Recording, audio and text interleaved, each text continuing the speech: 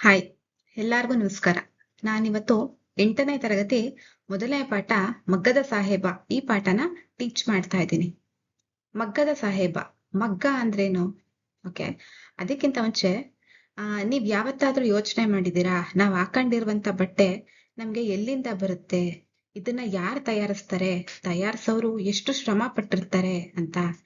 ಹಿಂದಿನ ಕಾಲದಲ್ಲಿ ನಮ್ ದೇಶದಲ್ಲಿ ಮಗ್ಗ ಮತ್ತೆ ಗುಡಿ ಕೈಗಾರಿಕೆ ಎಷ್ಟೋ ಜನರ ಜೀವನಕ್ಕೆ ಆಧಾರ ಆಗಿತ್ತು. ಆದ್ರೆ ಇವತ್ತಿನ ದಿನದಲ್ಲಿ ಆ ಕೈಗಾರಿಕೆಗಳು ನಿಧಾನ ಆಗ್ಬಿಡ್ತೈತೆ, ಕೆಲವೊಂದ್ ಕಡೆ ನಾಶನೇ ಆಗೋಗ್ತೈತೆ. ಮಗ್ಗದ ಸಾಹೇಬ ಈ ಪಾಠದಲ್ಲಿ ನಾವ್ ಏನ್ ತಿಳ್ಕೊಂಬೋದು ಅಂತಂದ್ರೆ, ಒಬ್ಬ ಯುವಕ ಸರ್ಕಾರಿ ಉದ್ಯೋಗನೇ ಮಾಡ್ಬೇಕು ಅಂತ ಅವ್ರಪ್ಪ ಹೇಳಿದ್ರು ಕೂಡ ಅದನ್ನ ಅವನ್ ತಲೆಗೆ ಹಾಕಳ್ದೆ ಸ್ವಂತ ತನ್ನ ಇಚ್ಛೆ ಏನಿದೆ, ತನ್ಗೆ ಯಾವ್ದ್ರಲ್ಲಿ ಇಂಟ್ರೆಸ್ಟ್ ಇದೆ ಅದ್ರ ಹಿಂದೆ ಓಡಿ ತನ್ನ ಬದುಕ್ನ ಕಲೆಗೆ ಗೌರವ ಕೊಟ್ಟು ತನ್ನ ತಂದೆ ಮತ್ತೆ ಮುತ್ತಾತ ಅಂದ್ರೆ ಅವ್ರ ಫ್ಯಾಮಿಲಿ ಅವರು ರೂಢಿಸ್ಕೊಂಡ್ ಬಂದಿದ್ದಂತ ಕಲೆಗೆ ತನ್ನನ್ನ ತಾನ್ ತೊಡಗಿಸ್ಕೊಂಡು ಹೆಂಗೆ ಈ ದಾರಿಲಿ ಸಕ್ಸಸ್ ಆಗ್ತಾನೆ ಅನ್ನೋದೇ ಈ ಪಾಠ.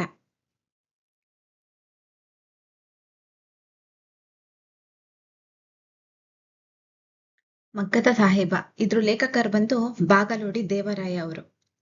ಬಹಳ ಜನಪ್ರಿಯ ಸಾಹಿತ್ಯ ಪ್ರಕರಣಗಳಲ್ಲಿ ಸಣ್ಣ ಕಥೆಯೂ ಒಂದು. ಎಷ್ಟೋ ಸಾಹಿತ್ಯಗಳು ಅಂತಂದ್ರೆ ಕನ್ನಡದಲ್ಲಿ ಇರುವಂತಹ ಎಷ್ಟೋ ಸಾಹಿತ್ಯಗಳು ಅಂದ್ರೆ ಅದು ಕತೆ ಆಗಿರಬಹುದು, ಕವನಗಳಾಗಿರ್ಬೋದು, ತುಂಬಾ ಪ್ರಕಾರಗಳಲ್ಲಿ ಸಣ್ಣ ಸಣ್ಣ ಕಥೆಗಳು ಕೂಡ ಅದ್ರದ್ದು ಒಂದು ಭಾಗ.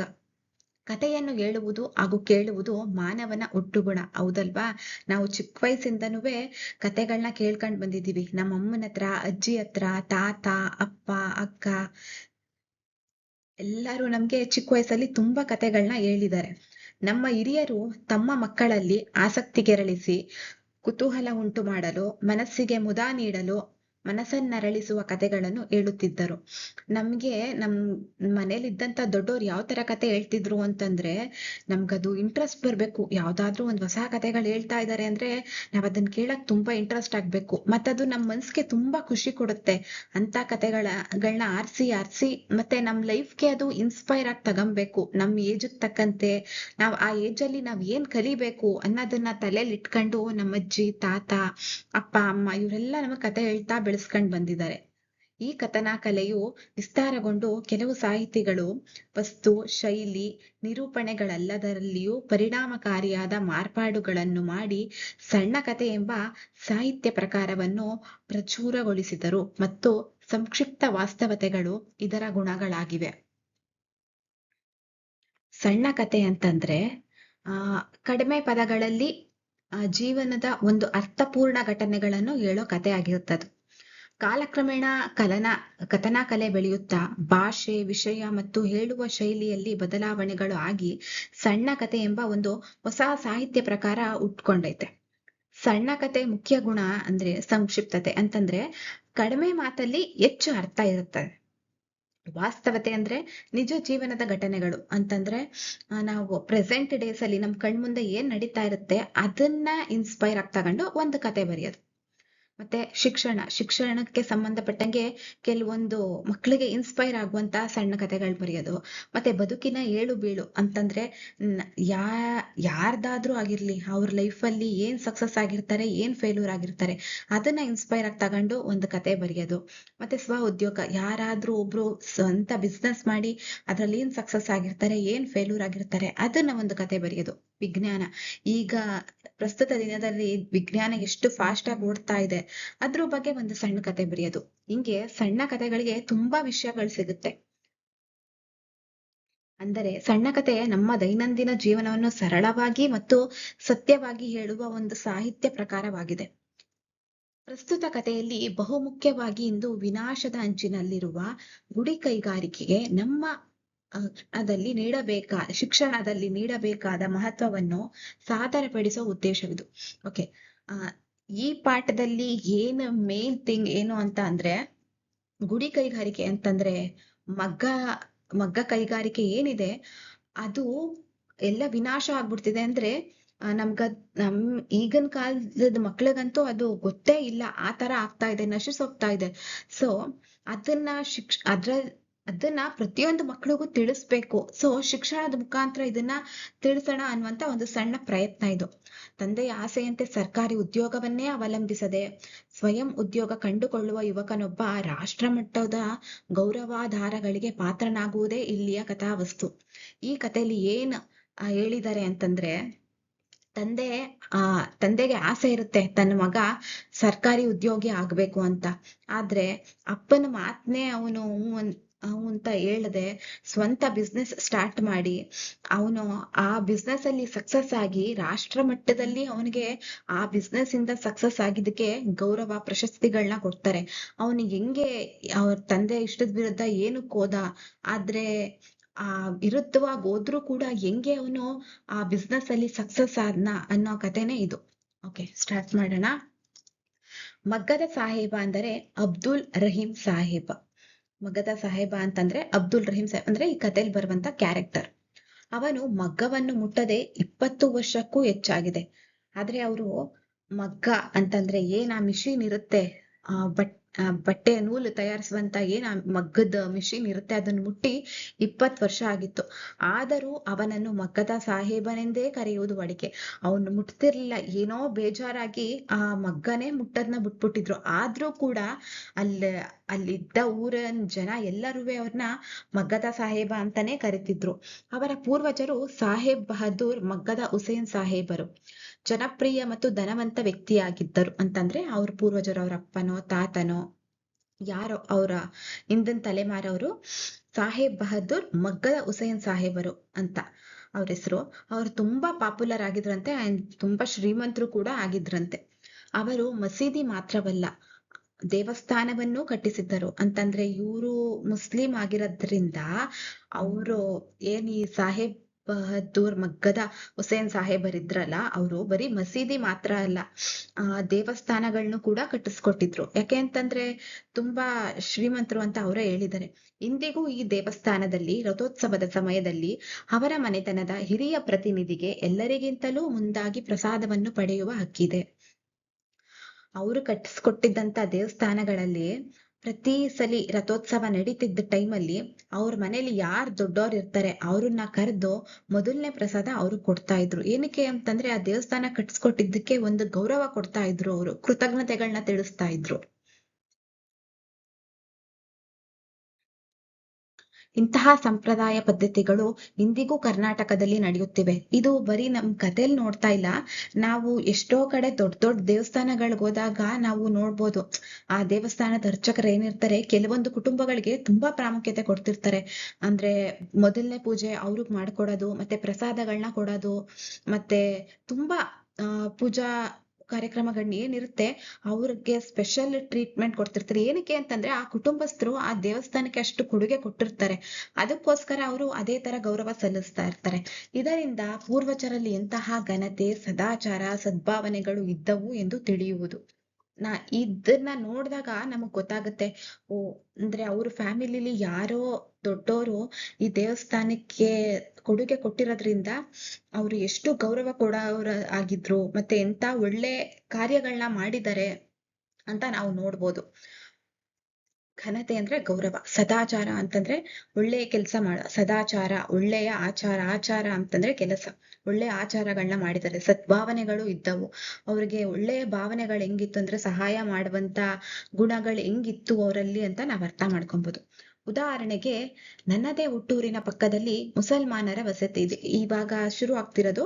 ಲೇಖಕರು ಅವರ ಲೈಫ್ ಅಲ್ಲಿ ಆಗಿರುವಂತ ಒಂದು ಎಕ್ಸ್ಪೀರಿಯನ್ಸ್ ನ ಹೇಳ್ತಾ ಇದ್ದಾರೆ. ನನ್ನದೇ ಹುಟ್ಟೂರಿನ ಪಕ್ಕದಲ್ಲಿ ಅಂದ್ರೆ ಲೇಖಕರ ಹುಟ್ಟೂರಿನಲ್ಲಿ ಹೇಳ್ತಾ ಇರೋದು. ಪಕ್ಕದಲ್ಲಿ ಮುಸಲ್ಮಾನರ ವಸತಿ ಇದೆ. ಅವರು ಇದ್ದಂತ ಹುಟ್ಟೂರಲ್ಲಿ ಅವ್ರಿದ್ದಂತ ಮನೆ ಪಕ್ಕ ಒಂದು ಮುಸ್ಲಿಂ ಮನೆ ಇತ್ತಂತೆ. ಅದರೊಳಗೆ ಒಂದು ಪವಿತ್ರ ಸ್ಥಾನವಿದೆ. ಅಲ್ಲಿ ಒಂದು ಪವಿತ್ರವಾದ ಸ್ಥಾನ ಇತ್ತಂತೆ. ಅಲ್ಲಿ ಉರ್ಸ್ ಎಂಬ ಮುಸಲ್ಮಾನರ ಧಾರ್ಮಿಕ ಉತ್ಸವದ ಕಾಲದಲ್ಲಿ ನಮ್ಮ ಮನೆತನದ ಒಬ್ಬ ಪ್ರತಿನಿಧಿ ಇದ್ದೇ ಇರಬೇಕೆಂಬ ಸಂಪ್ರದಾಯ ಇತ್ತು. ಅವ್ರ ಲೇಖಕರಿದ್ದಂತ ಹುಟ್ಟೂರಲ್ಲಿ ಮುಸಲ್ಮಾನರೆಲ್ಲ ಸೇರಿ ಉರ್ಸ್ ಅಂತ ಒಂದು ಧಾರ್ಮಿಕ ಉತ್ಸವನ ನಡೆಸ್ತಾ ಇದ್ರಂತೆ.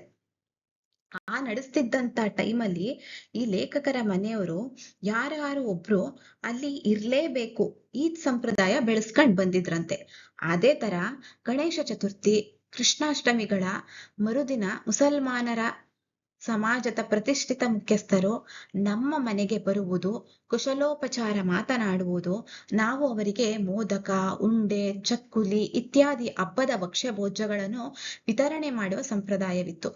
ಹೆಂಗೆ ಲೇಖಕರಲ್ಲಿ ಮನೆಯಲ್ಲಿದ್ದ ಒಬ್ಬ ಕುಟುಂಬಸ್ಥರು ಹೋಗಿ ಮುಸ್ಲಿಮ್ಸ್ ಉರ್ಸ್ ಅಂತ ಧಾರ್ಮಿಕ ಫಂಕ್ಷನ್ ಅಲ್ಲಿ ಹೆಂಗೆ ಇವ್ರು ಅಟೆಂಡ್ ಆಗ್ತಿದ್ರು, ಅದೇ ತರ ನಮ್ಮ ಲೇಖಕರು ಹಿಂದೂಗಳಾಗಿರೋದ್ರಿಂದ ನಮ್ಮ ಹಿಂದೂ ಹಬ್ಬಗಳು ಗಣೇಶ ಚತುರ್ಥಿ, ಕೃಷ್ಣಾಷ್ಟಮಿ ಈ ಹಬ್ಬಗಳನ್ನೆಲ್ಲ ನಮ್ಮ ಲೇಖಕರ ಮನೇಲಿ ಮಾಡಿದಾಗ ಆ ಹಬ್ಬ ಆದ ಮಾರನೆಗೆ ಆ ಊರಲ್ಲಿದ್ದ ಒಬ್ಬ ಗೌರವಾನ್ವಿತ ತುಂಬಾ ದೊಡ್ಡ ಅಂದ್ರೆ ಸ್ವಲ್ಪ ವಯಸ್ಸಾಗಿರುವಂತಹ ಅಥವಾ ಪ್ರತಿಷ್ಠಿತ ಮುಖ್ಯಸ್ಥರು ಯಾರಿರ್ತಾರೆ ಮುಸ್ಲಿಂ ಪಂಗಡದಲ್ಲಿ, ಅವರು ನಮ್ಮ ಲೇಖಕರ ಮನೆಗ್ ಬಂದು ಎಲ್ಲ ಹಬ್ಬ ಎಲ್ಲ ಹೆಂಗಾಯ್ತು ಅಥವಾ ಮನೆಗೆ ಬಂದಿದ್ದಂತ ಹಬ್ಬಕ್ಕೆ ಬಂದಿದ್ದಂತ ಜನಗಳನ್ನೆಲ್ಲ ಮಾತಾಡ್ಸ್ಕೊಂಡು, ಮತ್ತೆ ಹಬ್ಬದ ಸಿಹಿ ಏನ್ ಮಾಡಿರ್ತಾರೆ, ಗಣೇಶ ಹಬ್ಬಕ್ಕಾದ್ರೆ ಮೋದಕ, ಉಂಡೆ ಇದನ್ನೆಲ್ಲ ಮಾಡಿರ್ತಾರೆ, ಕೃಷ್ಣಾಷ್ಟಮಿಗೆ ಚಕ್ಕಲಿ, ಈ ತರ ಹಬ್ಬಗಳಲ್ಲಿ ಏನೇನ್ ಸಿಹಿ ತಿಂಡಿ ಮಾಡಿದ್ರು ಅದನ್ನೆಲ್ಲ ಈ ಲೇಖಕರ ಮನೆಯಿಂದ ಸಂಪ್ರದಾಯವಾಗಿ ಅವರು ಕೊಡೋದಿತ್ತು. ಈ ತರ ಸಂಪ್ರದಾಯನ ಬೆಳೆಸ್ಕೊಂಡ್ ಬಂದಿದ್ರು. ಒಂದು ಬಾರಿ ನಮ್ಮ ತಾಯಿ ಕಾಯಿಲೆ ಬಿದ್ದ ಕಾರಣ ತಂದೆಯವರು ಅಂಗಡಿಯಿಂದ ಲಡ್ಡುಗಳನ್ನು ಕೊಟ್ಟದ್ದಕ್ಕೆ ಅವರಿಗೆ ಬಹಳ ಸಿಟ್ಟು ಬಂದಿತ್ತು. ರಾಯರೇ, ಅಂಗಡಿಯಿಂದ ತೆಗೆದುಕೊಳ್ಳಲು ನಮ್ಮಲ್ಲಿ ಹಣವಿಲ್ಲವೇ? ಮನೆಯಲ್ಲಿ ಕಾಯಿಲೆ ಇದ್ದರೆ ಒಂದು ತುಂಡು ಬೆಲ್ಲವನ್ನೋ ಕಲ್ಲು ಸಕ್ಕರೆ ಅರುಳನ್ನೋ ಕೊಡಿ. ಒಂದ್ಸಲಿ ಏನಾಯ್ತು, ಲೇಖಕರ ತಾಯಿಗೆ ತುಂಬಾ ಹುಷಾರಿರ್ಲಿಲ್ವಂತೆ. ಸೊ ಆದ್ರೂನು ಯಾವ್ದೋ ಹಬ್ಬ ಬಂದಿರುತ್ತೆ. ಸೊ ಹಿಂಗೆ ಮುಸಲ್ಮಾನರ ಸಮಾಜದ ಪ್ರತಿಷ್ಠಿತ ಮುಖ್ಯಸ್ಥರು ಯಾರು ಬಂದೇ ಬರ್ತಾರೆ ಅಂತ ಗೊತ್ತಿತ್ತು. ಆದ್ರೆ ಸಂಪ್ರದಾಯ ಬೆಳೆಸ್ಕೊಂಡ್ ಬಂದಿದ್ದೀವಿ, ಅವ್ರು ಬಂದಾಗ ಖಾಲಿ ಕೈಯಲ್ಲಿ ಕಳಿಸ್ಬಾರ್ದು ಅಂತ ಏನ್ ಮಾಡ್ತಾರೆ, ಈ ಲೇಖಕರ ತಂದೆ ಏನ್ ಮಾಡ್ತಾರೆ, ಅಂಗಡಿಯಿಂದ ಲಾಡು ತಂದು ಕೊಟ್ಬಿಡ್ತಾರೆ. ಅದಕ್ಕೆ ಅದನ್ನ ನೋಡ್ಬಿಟ್ಟು ಮನೆಗ್ ಬಂದಿದ್ದಂತ ಆ ಮುಖ್ಯಸ್ಥರು ಏನಂತಾರೆ, ರಾಯರೇ, ಅಂಗಡಿಯಿಂದ ತೆಗೆದುಕೊಳ್ಳಲು ನಮ್ಮ ಹತ್ರ ಹಣ ಇರಲ್ವಾ? ಅಂಗಡಿಯಿಂದ ತಗೊಳಕ್ಕೆ ನಮ್ಮ ಹತ್ರ ಹಣ ಇರಲ್ವಾ? ನಿಮ್ ಮನೇಲಿ ತಾಯಿಯವ್ರಿಗೆ ಹುಷಾರಿಲ್ಲ ಅಂತಂದ್ರೆ ನಿಮ್ ಮನೇಲೆ ಇರುವಂತ ಒಂದ್ ತುಂಡು ಬೆಲ್ಲನೋ ಅಥವಾ ಕಲ್ ಸಕ್ಕರೆ ಅರಳನ್ನ ಕೊಡಿ. ಅದ್ ಬಿಟ್ಬಿಟ್ಟು ಈ ತರ ಅಂಗಡಿಯಿಂದ ತಂದಿದ್ದನ್ನ ನಮಗ್ ಕೊಡ್ಬೇಡಿ. ಅದನ್ನ ನಾವು ಪ್ರಸಾದ ಅಂತ ಹೇಳಕ್ಕಾಗಲ್ಲ. ನಿಮ್ಮ ಹಬ್ಬದ ಪೂಜೆಯ ಪ್ರಸಾದವನ್ನು ನಾವು ತೆಗೆದುಕೊಳ್ಳುವುದು ತಲಾತಲಾಂತರದಿಂದ ಬಂದ ಹಳೆಯ ಸಂಪ್ರದಾಯ. ಏನು ಅಂತಂದ್ರೆ, ನಾವ್ ಆಗ್ಲಿಂದ ಬೆಳೆಸ್ಕೊಂಡ್ ಬಂದಿರುವಂತ ಸಂಪ್ರದಾಯ ಏನು ಅಂತಂದ್ರೆ, ನಮ್ಮ ಹಬ್ಬದಲ್ಲಿ ನೀವು ಬರ್ಬೇಕು, ಹಂಗೆ ನಿಮ್ಮ ಹಬ್ಬದಲ್ಲಿ ನಾವು ಬಂದು ಪ್ರಸಾದ ತಗೊಂಬೇಕು. ಇದು ಹಳೆ ಕಾಲದಿಂದ ಮಾಡ್ಕೊಂಡ್ ಬಂದಿರುವಂತ ಸಂಪ್ರದಾಯ. ಅಂಗಡಿ ಮಿಠಾಯಿನ ಯಾವತ್ತು ಪ್ರಸಾದ ಅಂತ ಕೊಡ್ಬೇಡಿ ಅಂತ ಹೇಳೇ ಬಿಟ್ರು. ಕೊಡ್ದಂಗೆ ಅದು ಹೇಗೆ ಇರಲಿ. ಓಕೆ, ಇದಿಷ್ಟು ಲೇಖಕರು ಅವ್ರು ಚಿಕ್ಕ ವಯಸ್ಸಲ್ಲಿ ನೋಡಿದ್ದಂತ ಒಂದು ಎಕ್ಸ್ಪೀರಿಯನ್ಸ್ ನ ಈ ಕಥೆಯಲ್ಲಿ ಇನ್ಕ್ಲೂಡ್ ಮಾಡಿದ್ದಾರೆ. ಈಗ ನೆಕ್ಸ್ಟ್ ಅವರು ಮತ್ತೆ ಕತೆಗೆ ಬರ್ತಾರೆ. ಈಗ ಅಬ್ದುಲ್ ರಹೀಮನಿಗೆ ಮಗ್ಗದ ಸಾಹೇಬ ಎಂದು ಹೇಳಿದರೆ ಬಹು ಸಿಟ್ಟು ಬರುತ್ತಿತ್ತು. ಮಗ್ಗದ ಸಾಹೇಬ ಅಂತ ಪಾಠದ ಹೆಸರಿಟ್ಟಿದ್ದಾರೆ. ಇಲ್ಲಿ ರಹೀಮನ್ಗೆ ಆತರ ಕರಿತಾ ಇದ್ರು, ಅಬ್ದುಲ್ ರಹೀಮನ್ಗೆ. ಆದ್ರೆ ಆತರ ಕರೆದ್ರೆ ಏನಕ್ಕೆ ಕೋಪ ಬರ್ತಾ ಇತ್ತು? ಅವ್ರು ಏನಂತಿದ್ರು, ಅನಿಷ್ಟ ಮಗ್ಗದ ಹೆಸರೆತ್ತಬೇಡಿ, ಮಗ್ಗವಲ್ಲ ಕೊರಳಿಗೆ ಹಗ್ಗ ಎಂಬುದು ಆತನ ನಿರಾಶೆ ರೋಷಗಳ ಉದ್ಗಾರವಾಗಿತ್ತು. ಅವ್ರು ಏನಂತಿದ್ರು ಅಂತಂದ್ರೆ, ತುಂಬಾ ಕೋಪ ಬಂದ್ಬಿಟ್ಟಿತ್ತು ಅವ್ರಿಗೆ. ಮಗ್ಗದ ಸಾಹೇಬ ಅಂತ ಯಾರೇ ಕರೆದ್ರು, ಯಾರ ಆತರ ಕರೆದ್ರೆ ಈ ತರ ಉತ್ತರ ಕೊಡ್ತಿದ್ರು, ಅನಿಷ್ಟ ಮಗ್ಗದ ಹೆಸರು ಎತ್ತಬೇಡಿ. ಅನಿಷ್ಟ ಅಂತಂದ್ರೆ ಅದು ಕೆಟ್ಟದ್ದು, ಅದು ಅದರಿಂದ ನನ್ಗೇನು ಸುಖ ಪಟ್ಟಿಲ್ಲ, ನಾನು ಏನು ಸಂತೋಷ ಪಡ್ತಾ ಇಲ್ಲ ನಾನು ಅಂತ. ಆದ್ರೆ ಹೆಸರೆತ್ತಬೇಡಿ, ಮಗ್ಗವಲ್ಲ ಅದು ಕೊರಳಿಗೆ ಹಗ್ಗ. ಮಗ್ಗ ಅಂತಂದ್ರೆ ಮಿಷಿನ್ ಅಲ್ಲ, ಅದು ಕೊರಳಿಗೆ ಹಗ್ಗ. ಹಗ್ಗ ಅಂತಂದ್ರೆ ಏನು, ಕೊರಳಿಗೆ ಹಗ್ಗ ಅಂತಂದ್ರೆ ಏನು ಸಾಯ ಟೈಮಲ್ಲಿ ಏನ್ ಉಪಯೋಗಿಸ್ತಾರೆ ಕೊರಳಿಗೆ ಹಗ್ಗ, ಆತರ. ಅಂದ್ರೆ ನನಗೆ ಸಾಯಷ್ಟು ಹಿಂಸೆ ಕೊಡ್ತಿದೆ ಆತರ ಹೆಸರು ಕೂಗಿದ್ರೆ ನೀವು ಅನ್ನೋ ಅರ್ಥದಲ್ಲಿ ಇವ್ರು ಹೇಳ್ತಾ ಇದ್ದಾರೆ. ಆ ಮಾತಲ್ಲೇ ನಮ್ಗೆ ಅರ್ಥ ಆಗ್ಬೇಕು, ಅವ್ನ್ಗೆಷ್ಟು ನಿರಾಸೆ ಆಗ್ತಾ ಇದೆ. ಆತರ ಮಗ್ಗದ ಸಾಹೇಬ ಅಂತ ಕರೆದಾಗ ಅವ್ನ್ಗೆಷ್ಟು ನಿರಾಸೆ ಅಂದ್ರೆ ಬೇಜಾರಾಗ್ತಾ ಇದೆ, ಎಷ್ಟು ಕೋಪ ಬರ್ತಿದೆ, ರೋಷಗಳ ಉದ್ಗಾರವಾಗಿತ್ತು. ಅಂದ್ರೆ ಅಷ್ಟು ಕೋಪದ ಮಾತಾಗಿತ್ತು ಅದು ಅಂತ. ಏಕೆಂದರೆ ಅವನ ಅಜ್ಜನ ಕಾಲದಲ್ಲಿ, ಏನಕ್ಕೆ ಅಂತ ಹೇಳ್ತಾರೆ, ಏನಕ್ಕೆ ಅವನು ಕೋಪ ಬರ್ತಾ ಇತ್ತು ಅನ್ನೋದನ್ನ ಹೇಳ್ತಾರೆ ಇಲ್ಲಿ. ಏಕೆಂದರೆ ಅವನ ಅಜ್ಜನ ಕಾಲದಲ್ಲಿ ಬ್ರಿಟಿಷರು ಹಗ್ಗದ ವಿಲಾಯತಿ ಮಿಲ್ಲಿನ ಬಟ್ಟೆಗಳನ್ನು ನಮ್ಮ ದೇಶದಲ್ಲಿ ಹೇರಿಬಿಟ್ಟರು. ಇಲ್ಲಿ ನೀವು ಅಬ್ಸರ್ವ್ ಮಾಡ್ಬೇಕು, ಮಗ್ಗ ಬೇರೆ, ಹಗ್ಗ ಬೇರೆ, ಹಗ್ಗ ಬೇರೆ. ಓಕೆನಾ?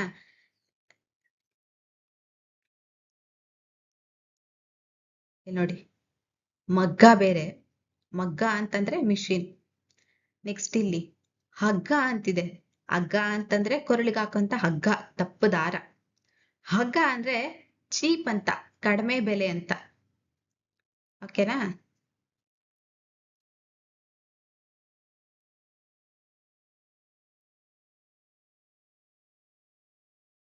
ಹಗ್ಗನೇ ಬೇರೆ, ಈ ಹಗ್ಗನೇ ಬೇರೆ. ಓಕೆ. ಏಕೆಂದರೆ ಅವನ ಅಜ್ಜನ ಕಾಲದಲ್ಲಿ ಬ್ರಿಟಿಷರು ಹಗ್ಗದ ವಿಲಾಯತಿ ಮಿಲ್ಲಿನ ಬಟ್ಟೆಗಳನ್ನು ನಮ್ಮ ದೇಶದಲ್ಲಿ ಏರಿಬಿಟ್ಟರು. ಈ ಮಗ್ಗದ ಸಾಹೇಬ ಏನ್ ಈ ಅಬ್ದುಲ್ ರಹೀಂ ಇರ್ತಾರಲ್ಲ, ಅವ್ರ ಅಜ್ಜನ ಕಾಲದಲ್ಲಿ ಬ್ರಿಟಿಷರು ಬಂದಿದ್ರಂತೆ.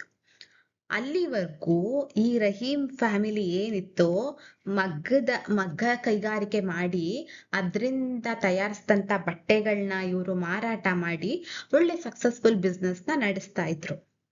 ಬಟ್ ಅವ್ರ ಅಜ್ಜನ ಕಾಲದಲ್ಲಿ ಏನಾಯ್ತು, ಬ್ರಿಟಿಷರು ಬಂದಿದ್ರಂತೆ. ಆ ಬ್ರಿಟಿಷರು ಏನ್ ಮಾಡಿದ್ರು, ತುಂಬಾ ಚೀಪ್ ಬಟ್ಟೆಗಳು ಅಂದ್ರೆ ಕಮ್ಮಿ ಬೆಲೆಗೆ ಸಿಗುವಂತ ಬಟ್ಟೆಗಳನ್ನ ನಮ್ ದೇಶಕ್ಕೆ ತಗೊಂಡ್ ಬಂದ್ರು, ಏರಿ ಬಿಟ್ಟರು ಅಂತಂದ್ರೆ ತಂದು ಎಲ್ಲಾರ್ಗು ಇಂಟ್ರೊಡ್ಯೂಸ್ ಮಾಡಿದ್ರು. ಅವೇನೋ ನಿಜಕ್ಕೂ ನಿಕೃಷ್ಟ ವಸ್ತುಗಳು, 1 ವರ್ಷದೊಳಗೆ ಕಳೆಬರಗಳಾಗಿ ಅರುಕು ಚಿಂದಿಯಾಗುವವು. ಆ ಬಟ್ಟೆಗಳೆಲ್ಲ ತುಂಬಾ ಚೀಪ್ ಕ್ವಾಲಿಟಿಯಿಂದ ಮಾಡಿದ್ದಂತ ಬಟ್ಟೆಗಳು. 1 ವರ್ಷದಲ್ಲೇನೆ ಅದು ಹರಿದೋಗ್ತಾ ಇತ್ತು, ಹರುಕು ಚಿಂದಿ ಆಗುವವು, ಆತರ ಹಳೇದಾಗಿ ಹರಿದೋಗ್ತಾ ಇತ್ತು. ಬಣ್ಣವು 1 ತಿಂಗಳಲ್ಲಿ ನಿವರ್ಣವಾಗಿ 2 ತಿಂಗಳಲ್ಲಿ ಮಾಯವಾಗುವುದು. ಏನ್ ಬಣ್ಣ ಇರ್ತಿತ್ತೋ ಆ ಬಟ್ಟೆಗಳಲ್ಲಿ 1ರಿಂದ 2 ತಿಂಗಳಲ್ಲಿ ಫುಲ್ ಹೊರಟೋಗಿತ್ತು. ಆದರೇನೋ ಬಹು ಹಗ್ಗ ಆದ್ರೂವೆ ತುಂಬಾ ಚೀಪ್ ಅಲ್ವಾ. ಜನರಿಗೆ ಬೇಕಾದದ್ದು ಹಗ್ಗದ ವಸ್ತುಗಳು, ಜನರಿಗೆ ಬೇಕಾಗಿದ್ದು ತುಂಬಾ ಕಡಿಮೆ ಬೆಲೆಗೆ ಯಾವ್ದು ಸಿಗುತ್ತೆ ಆ ವಸ್ತುಗಳು. ಗುಣವನ್ನು ಯಾರು ಕೇಳುತ್ತಾರೆ, ಕ್ವಾಲಿಟಿ ಯಾರು ಕೇಳ್ತಾರೆ? ಹಗ್ಗದ ಮಾಲಿನದೇ ಆಧಿಪತ್ಯವಾಯ್ತು.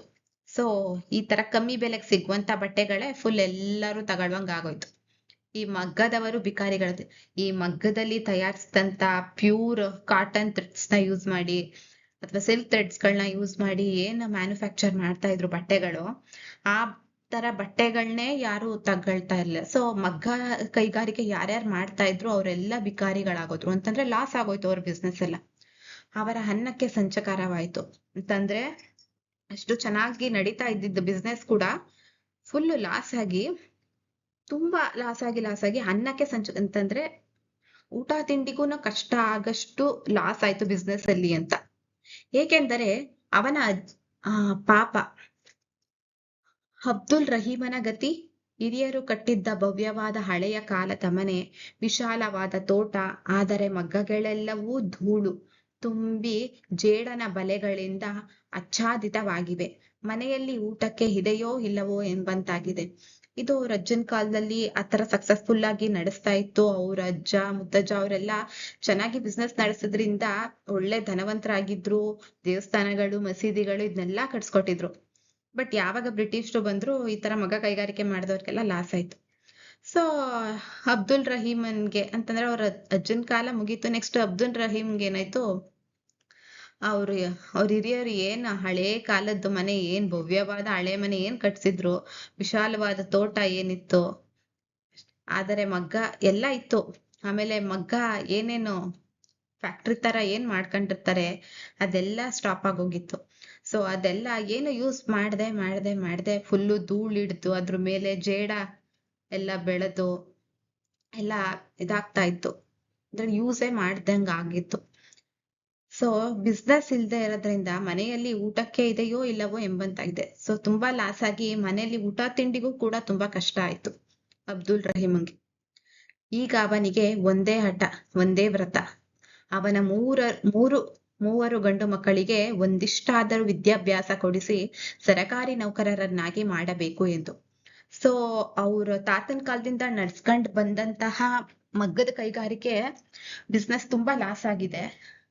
ಸೊ ನನ್ಗಂತೂ ಈ ಪರಿಸ್ಥಿತಿ ಬಂದಿದೆ. ನನ್ ಮಕ್ಳಿಗೆ ಈ ತರ ಆಗದ್ ಬೇಡ. ಅವ್ರ 3 ಜನ ಗಂಡ್ ಮಕ್ಳು, ಅವ್ರಿಗೆ 3 ಜನ ಗಂಡ್ ಮಕ್ಳಿದ್ರು.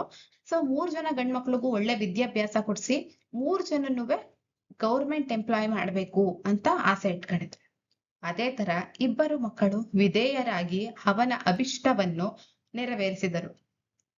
ಅದ್ರಲ್ಲಿ ಇಬ್ರು ಮಕ್ಕಳು ಅಪ್ಪನ್ ಮಾತನ್ನ ಒಪ್ಕೊಂಡು ವಿಧೇಯರಾಗಿ ಅಂತಂದ್ರೆ ಅಪ್ಪನ್ ಮಾತನ್ನ ಒಪ್ಕೊಂಡು ಅಭಿಷ್ಟವನ್ನು ಅಂದ್ರೆ ಅಪ್ಪನ ಆಸೆ ಏನಿತ್ತು, ಅಭಿಷ್ಟ ಅಂದ್ರೆ ಆಸೆ ಅಂತ, ನೆರವೇರಿಸಿದ್ರು. ಒಬ್ಬ ಸರಕಾರಿ ಕಚೇರಿಯಲ್ಲಿ ಗುಮಾಸ್ತನಾದ. ಅದರಲ್ಲಿ ಒಬ್ಬ ಮಗ ಗೌರ್ಮೆಂಟ್ ಆಫೀಸಲ್ಲಿ ಗುಮಾಸ್ತ ಆದ, ಇನ್ನೊಬ್ಬ ಪೋಸ್ಟ್ ಮಾಸ್ಟರ್ ಆದ. ಆದರೆ ಕೊನೆಯ ಮಗ ಕರೀಂನಿಂದ ಬಹಳ ನಿರಾಸೆ ಉಂಟಾಯಿತು.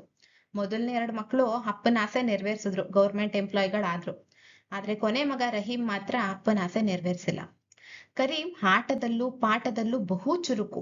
ಕರೀಂ ಕೊನೆಯವನು ಏನಿರ್ತಾನೆ, ಅವನು ಆಟದಲ್ಲೂ ತುಂಬಾ ಚುರುಕಿರ್ತಾನೆ, ಪಾಠದಲ್ಲೂ ತುಂಬಾ ಚುರುಕಿರ್ತಾನೆ, ಬುದ್ಧಿವಂತ, ಹಸನ್ಮುಖಿ, ಎಲ್ಲರಿಗೂ ಬೇಕಾದವನು. ಹಸನ್ಮುಖಿ ಅಂತಂದ್ರೆ ಯಾವಾಗ್ಲೂ ನಗ್ತಿರೋನು, ಎಲ್ಲಾರ ಜೊತೆ ನಗ್ನಗ್ತಾ ಇರೋನು, ಎಲ್ಲಾರಿಗೂ ಬೇಕಾದಂತೆ ಎಲ್ಲಾರು ಇವನ್ನ ಒಳ್ಳೆಯವರು ಅಂತಿದ್ರು, ಎಲ್ಲಾರ್ಗೂ ಬೇಕಾದವನಾಗಿದ್ದ. ಆದರೆ ಏನೋ ಕಾರಣದಿಂದ ಅವನಿಗೆ ಅನಿಷ್ಟ ಮಗ್ಗದಲ್ಲಿ ಬಹಳ ಅಭಿರುಚಿ.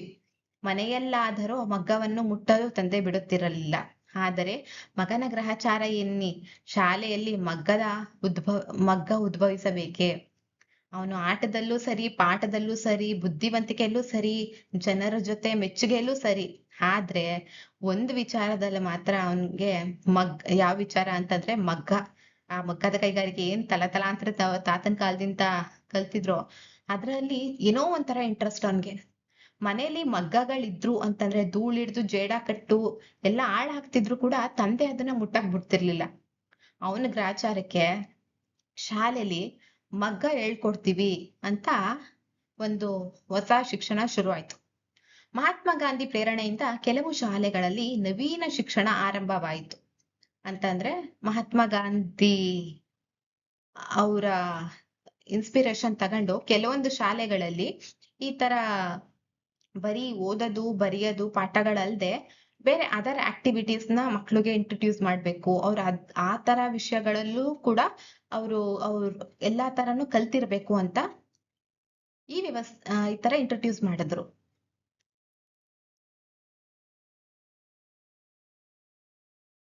ನವೀನ ಶಿಕ್ಷಣ ಅಂತಂದ್ರೆ ಹೊಸ ಶಿಕ್ಷಣ ಪದ್ಧತಿ ಅಂತ.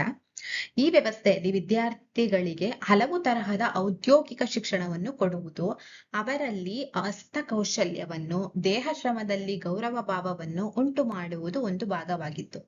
ಅಂತಂದ್ರೆ ಈ ಹೊಸ ಎಜುಕೇಶನ್ ಸಿಸ್ಟಮ್ ಅಲ್ಲಿ ಏನು ಅಂತಂದ್ರೆ, ಏನ್ ಸ್ಟೂಡೆಂಟ್ಸ್ ಏನಿರ್ತಾರೆ ಅವರ ತರಹದ ಔದ್ಯೋಗಿಕ ಶಿಕ್ಷಣವನ್ನು ಕೊಡುವುದು.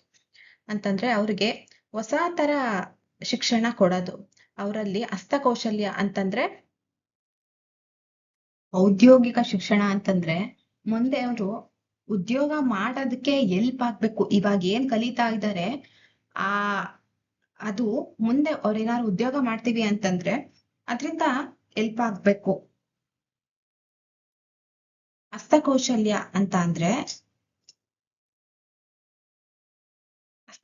ಅಂತಂದ್ರೆ ಕೈಯಿಂದ ಮಾಡುವಂತ ಕುಶಲತೆಗಳು, ದೇಹ ಶ್ರಮದಲ್ಲಿ ಗೌರವ ಭಾವವನ್ನು ಉಂಟ ಮಾಡುವುದು. ಅಂತಂದ್ರೆ ನಾವು ದೇಹನ ದಿಂಡಿಸಿ ಒಂದಷ್ಟು ಕೆಲಸಗಳನ್ನ ಕಲಿತೀವಿ, ಅವಾಗ ಆ ಕೆಲ್ಸದ ಮೇಲೆ ನಮ್ಗೆ ಗೌರವ ಬರುತ್ತೆ. ಉದಾಹರಣೆಗೆ ಈಗ ಕೃಷಿ ಮಾಡೋದಾಗಿರ್ಬಹುದು, ಅಥವಾ ಮನೆ ಕಟ್ಟಕ್ಕೆ ಏನ್ ಶ್ರಮ ಪಡ್ತಿರ್ತಾರೆ ಕೆಲಸಗಾರರು, ಆ ತರ ಕೆಲ್ಸಗಳಾಗಿರ್ಬಹುದು, ಹಿಂಗೆ ಮುಂತಾದವು. ಕೆಲವರಿಗೆ ಬಡಗಿಯ ಕೆಲಸ ಅಂತಂದ್ರೆ ಮರದಿಂದ ಮಾಡುವಂತ, ಮರ ಉಪಯೋಗಿಸ್ಕೊಂಡು ಮನೆ ಕಟ್ಟೋದು, ಅಥವಾ ಬೇರೆ ಏನಾದ್ರೂ ಇನ್ಸ್ಟ್ರೂಮೆಂಟ್ಗಳನ್ನ ತಯಾರು ಮಾಡೋದು. ಉದಾಹರಣೆಗೆ ಮರದ ಕುರ್ಚಿ ಅಥವಾ ಪಟ್ಟಿಗಳು, ಮರದ ಟೇಬಲ್ಲು, ಹಿಂಗೆ ಮುಂತಾದವು. ಕೆಲವರಿಗೆ ಬೆತ್ತದ ಕುರ್ಚಿ ಕೆಲಸ ಮಾಡೋದು, ಬೆತ್ತನ ಉಪಯೋಗಿಸ್ಕೊಂಡು ಕುರ್ಚಿ ಮಾಡೋದು. ಮತ್ತೆ ಕೆಲವರಿಗೆ ಕೃಷಿ ಅಂತಂದ್ರೆ ವ್ಯವಸಾಯನ ಹೆಂಗ್ ಮಾಡೋದು ಅಂತ ಹೇಳ್ಕೊಟ್ರು. ಕೆಲವರಿಗೆ ಮಗ್ಗದ ಕೆಲಸವನ್ನು ಕಲಿಸತೊಡಗಿತು. ಮಗ್ಗ ಅಂತಂದ್ರೆ ಈ ಮಗ್ಗದ ಇನ್ಸ್ಟ್ರೂಮೆಂಟ್ ಏನಿರುತ್ತೆ ಅದನ್ನ ಬಳಸಿ ಅದಕ್ಕೆ ನೂಲ್ ಹಾಕಿ ಹೆಂಗೆ ಬಟ್ಟೆನ ತಯಾರಿಸೋದು, ಮಗ್ಗದ ಮಿಷಿನ್ ನ ಬಳಸ್ಕೊಂಡು ಅಂತ ಈ ತರ ಹೊಸ ಶಿಕ್ಷಣನ ಇಂಟ್ರೊಡ್ಯೂಸ್ ಮಾಡಿದ್ರು. ಹುಡುಗ ರಹೀಂ ಮಗ್ಗದ ಕೆಲಸವನ್ನು ಮೀನು ನೀರಿನಲ್ಲಿ ಈಜುವಷ್ಟು ಸುಲಭವಾಗಿ ಕಲಿತು ಬಹಳ ನಿಪುಣನಾಗಿಬಿಟ್ಟ. ಆದ್ರೆ ಕರೀಮು ಏನೋ ಅವನ ರಕ್ತದಲ್ಲೇ ಇತ್ತು ಅನ್ಸುತ್ತೆ ಮಗ್ಗದ ಕೈಗಾರಿಕೆ. ಸೊ ಮೀನ್ ಎಷ್ಟು ಈಸಿಯಾಗಿ ವಾಟರ್ ಅಲ್ಲಿ ಸ್ವಿಮ್ ಮಾಡುತ್ತೆ, ಅಷ್ಟು ಸುಲಭವಾಗಿ ಈ ಮಗ್ಗದ ಕೈಗಾರಿಕೆನ ಈಸಿಯಾಗಿ ಕಲ್ತ್ಕೊಂಡ್ಬಿಟ್ಟು. ಅವನ ತಂದೆಗೆ ರೋಷ ಉಕ್ಕಿ ಬಂತು. ಅವ್ರ ಅಪ್ಪಂಗಂತೂ ಫುಲ್ಲು ಕೋಪ ಬಂದ್ಬಿಡ್ತು. ಯಾಕೆ ಅಂತಂದ್ರೆ ಅವನ್ಗೀಗ ತುಂಬಾ ಕೋಪ ಬಂದಿದೆ, ಮಗ್ಗದ ಕೈಗಾರಿಕೆ ಬಗ್ಗೆ ತುಂಬಾ ನಿರಾಸೆ ಆಗ್ಬಿಟ್ಟಿದ್ದಾನ ಅವನು. ಮುಖ್ಯೋಪಾಧ್ಯಾಯ ಶಂಕರಪ್ಪ ಅವರೊಡನೆ ನಿಷ್ಠೂರವಾಗಿ ಜಗಳವಾಡಿದ್ದನು. ಈ ರಹೀಂ ತಂದೆ ಬಂದ್ಬಿಟ್ಟು ಅಂದ್ರೆ ಆ ಸ್ಕೂಲ್ದು ಮುಖ್ಯೋಪಾಧ್ಯಾಯ ಇರ್ತಾರಲ್ಲ ಶಂಕರಪ್ಪ ಅಂತ, ನೆನ್ಪಿಟ್ಕೊಳ್ಳಿ ಹೆಸರನ್ನ. ಅವ್ರ ಜೊತೆ ಬಂದು ಜಗಳ ಆಡ್ಬಿಟ್ರು. ಆದರೆ ಹುಡುಗ ಕರೀಂ ಶಾಲೆಯ ಮಗ್ಗದಲ್ಲಿ ಒಂದು ಪರಿವರ್ತನೆಯನ್ನು ತನ್ನದೇ ಬುದ್ಧಿವಂತಿಕೆ ಹಾಗೂ ಕೌಶಲ್ಯದಿಂದ ಮಾಡಿಬಿಟ್ಟಿದ್ದ. ಅಂದ್ರೆ ಏನು ಶಾಲೆಯಲ್ಲಿ ಕಲಿಸ್ತಿದ್ರಲ್ಲ ಆ ಮಗ್ಗ ಕೈಗಾರಿಕೆ, ಅದ್ರಲ್ಲಿ ಅವನು ಅವನು ಅದನ್ನ ಕಲ್ತು ಇನ್ನು ಇನೋವೇಟಿವ್ ಆಗಿ ಅವನ್ ತಲೆನ ಉಪಯೋಗಿಸಿ ಇನ್ನು ಹೊಸ ತರ ಡಿಸೈನ್ ಎಲ್ಲ ಮಾಡಿ ಎಲ್ಲಾರ್ಗೂ ಆಶ್ಚರ್ಯ ಬರಂಗ್ ಮಾಡದ್ನ.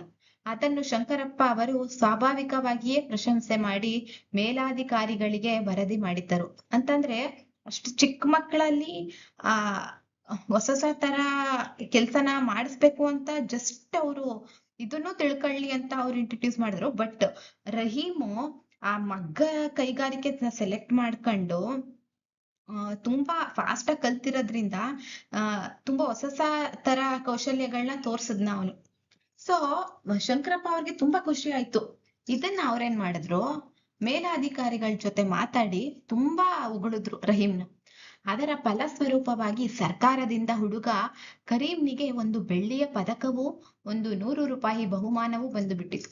ಈ ಮಗ್ಗದ ಕೈಗಾರಿಕೆಯಲ್ಲಿ ಅಂದ್ರೆ ಮಗ್ಗನ ಏನ್ ಕಲಿತಿದ್ನ ಅದ್ರಲ್ಲಿ ಅವನ್ ಏನ್ ಹೊಸ ತರ ಏನ್ ಕಲ್ತಿದ್ದಾನೆ, ಏನ್ ಫಾಸ್ಟ್ ಆಗಿ ಏನ್ ಕಲ್ತಿದ್ದಾನೆ ಅದ್ ನೋಡಿ ಶಂಕರಪ್ಪ ಅವರು ಹೋಗಿ ಹಿರಿಯ ಅಂದ್ರೆ ಮೇಲಾಧಿಕಾರಿಗಳ್ಗೆ ಹೇಳಿದ್ರು.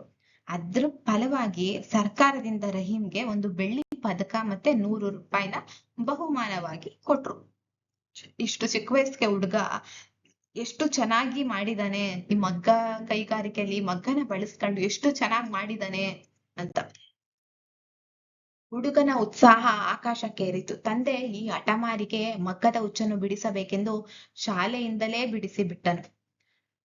ಮಗ ಇಷ್ಟೆಲ್ಲಾ ಮಗ್ಗದಲ್ಲಿ ಕಲ್ತು ಇಷ್ಟೆಲ್ಲಾ ಉಗಳಿಸ್ಕಂತಿದ್ದಾನೆ, ಬೆಳ್ಳಿ ಪದಕ ಗೆದ್ಕೊಂಡ್ ಬಂದಿದ್ದಾನೆ, 100 ರೂಪಾಯಿ ಬಹುಮಾನ, ಬೆಳ್ಳಿ ಪದಕ ಇದನ್ನೆಲ್ಲಾ ಗೆದ್ಕೊಂಡ್ ಬಂದಿದ್ದಾನೆ. ಆದ್ರೆ ಅಪ್ಪಂಗ್ ಮಾತ್ರ ಒಂದು ಚೂರು ಇಷ್ಟ ಆಗ್ಲಿಲ್ಲ ಇದು. ಆದ್ರೆ ಹುಡುಗಂಗ್ ಮಾತ್ರ ಉತ್ಸಾಹ ಆಕಾಶಕ್ಕೇರಿತು. ಅಂತಂದ್ರೆ ಅಷ್ಟು ಖುಷಿಯಲ್ಲಿದ್ದ ಅವನು. ಅಪ್ಪಂಗೆ ಹೆಂಗ್ ಹಿಡಿತು ಇವನ್ಗೆ ಈ ಮಗ್ಗದ ಹುಚ್ಚು, ಹೆಂಗ್ ಹಿಡಿತು, ಹೆಂಗಾರ ಮಾಡಿ ಇದನ್ ಬಿಡಿಸ್ಲೇಬೇಕು, ಇವನ್ ಮಗ್ಗ ಮುಟ್ಟಬಾರ್ದು ಅಂತ ಅನ್ಬಿಟ್ಟು ಶಾಲೆಯಿಂದಾನೇ ಬಿಡಿಸ್ಬಿಡು. ಯಾಕಂದ್ರೆ ಶಾಲೆಗೆ ಹೋಗ್ತಾನೆ ಕಲ್ತಿದ್ದು ಇವನು, ಅದಕ್ಕೆ ಶಾಲೆಗೆ ಹೋಗೋದ್ ಬೇಡ ಅಂತ ಅನ್ಬಿಟ್ಟು ಶಾಲೆನೆ ಬಿಡಿಸ್ಬಿಡು. ಹೆಡ್ ಮಾಸ್ಟರ್ ಶಂಕರಪ್ಪ ಅವರ ಎಷ್ಟೋ ಅನುನಯ ವಿನಯಗಳನ್ನು ಗಣಿಸದೆ ನಿರಾಕರಿಸಿದನು.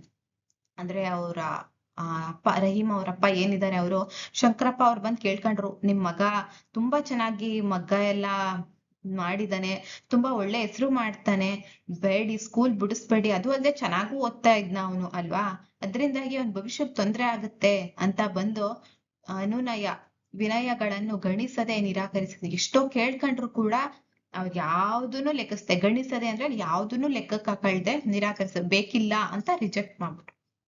ಒಂದು ದಿನ ಶಾಲೆಯ ವಾರ್ಷಿಕೋತ್ಸವ ಸಮಾರೋಪದಲ್ಲಿ ಹಳೆಯ ವಿದ್ಯಾರ್ಥಿಗಳು ಒಂದು ನಾಟಕವಿತ್ತು. ಒಂದಿನ ಏನಾಯ್ತು, ಶಾಲೆಯಲ್ಲಿ ಆನ್ಯುವಲ್ ಡೇ ಫಂಕ್ಷನ್ ಇತ್ತು. ಆ ಆನ್ಯುವಲ್ ಡೇ ಫಂಕ್ಷನ್ಗೆ ಹಳೆ ಸ್ಟೂಡೆಂಟ್ಸ್ ಎಲ್ಲ ಬಂದು ಒಂದು ನಾಟಕ ಆಡ್ಬೇಕು ಅಂತ ಒಂದು ಪ್ರೋಗ್ರಾಮ್ ಇಟ್ಕೊಂಡ್ರು. ಅದ್ರಲ್ಲಿ ಕರೀಮ್ ಅನ್ನೋದು ಸ್ತ್ರೀ ಪಾತ್ರ. ಅದ್ರಲ್ಲಿ ಕರೀಮ್ ಒಂದು ಹುಡುಗಿ ಕ್ಯಾರೆಕ್ಟರ್ ಹಾಕಂಬೇಕು ಅಂತ ಇತ್ತು. ಅದಕ್ಕೆಂದು ತಾಯಿಯಿಂದ ಗೌಪ್ಯವಾಗಿ ಹಳೆ ಕಾಲದ ಚಿನ್ನದ ಸರವನ್ನು ಅಲಂಕಾರಕ್ಕೆಂದು ಎರವಲು ತೆಗೆದುಕೊಂಡ. ಅದಕ್ಕೆ ಅವನೇನ್ ಮಾಡ್ದ, ನಾನು ಹುಡುಗಿ ಕ್ಯಾರೆಕ್ಟರ್ ಆಗ್ತಾ ಇದ್ದೀನಿ ನಾಟಕದಲ್ಲಿ, ಅದಕ್ಕೆ ತಾಯಿ ಹತ್ರ ಬಂದು, ಅಂದ್ರೆ ಅವ್ರ ಅಪ್ಪಂಗ್ ಗೊತ್ತಿಲ್ದೇ ಗೌಪ್ಯವಾಗಿ ಅಂದ್ರೆ ಸೀಕ್ರೆಟ್ ಆಗಿ, ನೀನ್ ಹಳೆ ಕಾಲದ್ದು ಯಾವ್ದಾರ ಚಿನ್ನನ ಕೊಡು ಅಲಂಕಾರಕ್ಕೆ ಅಂತ, ನಾವು ಹುಡುಗಿ ವೇಷ ಹಾಕ್ತಿರೋದ್ರಿಂದ ಚಿನ್ನದ ಸರ ಎಲ್ಲ ಹಾಕಂಬೇಕು, ಕೊಡು ಅಂತ ಅನ್ಬಿಟ್ಟು ಕೇಳ್ಕೊಂಡ್ ತಗೊಂಡ. ನಾಟಕ ಮುಗಿದ ನಂತರ ಮನೆಗೆ ಬರಲಿಲ್ಲ, ಎಲ್ಲೋ ಮಾಯವಾಗಿ ಹೋದ. ನಾಟಕ ಏನೋ ಮಾಡದ್ನ, ಹೋಗಿ ಆನ್ಯುವಲ್ ಡೇ ಫಂಕ್ಷನ್ ಕೊಟ್ನ, ಬಟ್ ನಾಟಕ ಮುಗಿದ್ಮೇಲೆ ಮನೆಗ್ ಬರ್ಲಿಲ್ಲ, ಎಲ್ಲೋ ಹೊರಟೋದು. ಎಲ್ಲಿಗೆ ಹೋದ್ನ ಅನ್ನೋದನ್ನ ಪಾರ್ಟ್ 2 ಅಲ್ಲಿ ಕಂಟಿನ್ಯೂ ಮಾಡ್ತೀನಿ. ಓಕೆ, ಈ ವಿಡಿಯೋ ಇಷ್ಟ ಆಗಿದ್ರೆ ಲೈಕ್ ಮಾಡಿ, ನನ್ನ ಚಾನೆಲ್ಗೆ ಸಬ್ಸ್ಕ್ರೈಬ್ ಆಗಿ. ಏನೇ ಡೌಟ್ ಇದ್ರು ಕಮೆಂಟ್ ಬಾಕ್ಸ್ ಅಲ್ಲಿ ಹೇಳಿ, ನಾನು ಡೌಟ್ ಕ್ಲಿಯರ್ ಮಾಡ್ಕೊಡ್ತೀನಿ. Okay, thank you.